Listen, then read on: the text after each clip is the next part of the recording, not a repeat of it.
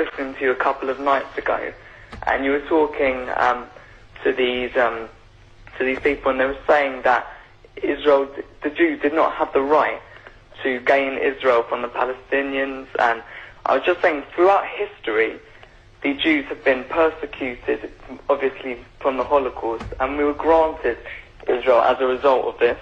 And I feel that... granted by whom? We were granted from Britain and other countries, granted us that. Well, what right did Britain have to grant you somebody else's country? Well, it's due because we lost 6 million people. No. I'm not arguing about that. I'm going to come on to that. But what right did Britain have to grant you somebody else's country? We had the right because we lost 6 million people and we did not have a home. Well, yeah, I'm going to ask you for a third time. What right did Britain have to grant you somebody else's country? Well, they didn't. Well, they were giving us the right because it was they were basically gave us because of the. But they gave you somebody else's country. That's the point I'm making, Alex. Can you deal with it? Yeah, but the Jews have had to have also had to. They've dealt with it throughout history. Well, Alex, I don't know if you came on with a script and you can't deviate from it. Can you please answer that point? And we'll come to the Holocaust and who was responsible for it and who should have paid and what they should have paid for it. But given that you've said Britain granted you, and you're presumably saying you because you're Jewish, somebody else's country, I'm asking you, what right did Britain have to grant you somebody else's country? Britain, you could say they didn't have a right, but they came in and dealt with us and with the Jews having lost all these lives, and they basically granted us this land. Okay. Well, I see I'm getting nowhere on this, Alex, so let me deal with your overarching point. Maybe you're just not equipped to deal with the principal point that I have made. The Jews have suffered racist anti-Semitism down the ages in many, many European countries, including our own. They were subject to regular discrimination at best, and pogrom and murder at most. That's undoubtedly true. The one place in the entire world that Jews were neither discriminated against nor subject to pogrom was the Muslim world. In fact, so much was that the case that when Christianity came back to power in Spain, in Andalusia, in the western extent of the Islamic Empire, when the Muslims left, the Jews left with them because they feared the Christian anti-Semitism which would be unleashed in the wake of the departure of the Islamic civilization in the West.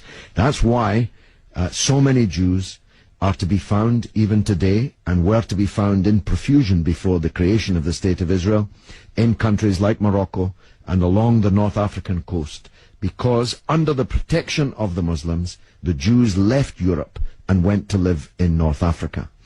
The Palestine that was wiped off the map when Britain granted you somebody else's country had Jews living side by side with Christians and Muslims for century upon century without the slightest trace of discrimination or violence or pogrom. So, what's happened is that Christian anti-Semitism in Europe, which massacred 6 million Jews in the greatest crime in human history, was paid for not by the Christian countries of Europe that either practiced or turned a blind eye to that anti-Semitism, but was paid by the very people who were completely innocent of that Holocaust, who had never persecuted the Jews, who had never pogromed the Jews.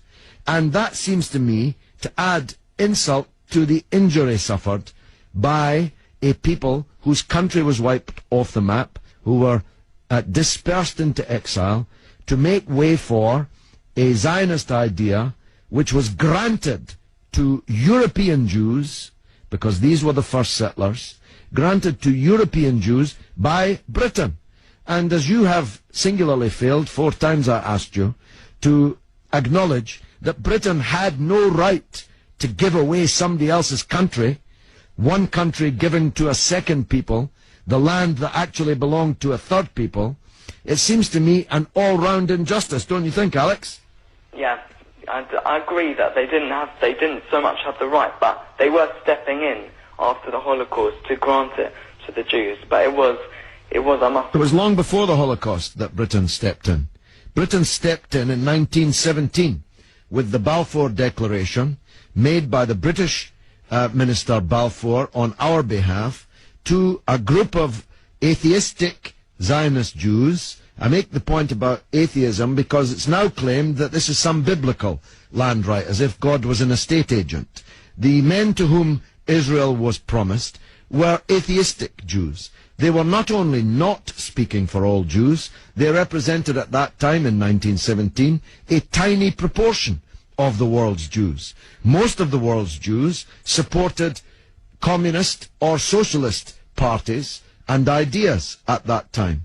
The Zionists represented a tiny sliver of Jewish opinion at that time. Yet Balfour promised them the land which belonged to a third people, without consulting either the British or the world's Jews, and least of all, consulting the Palestinians.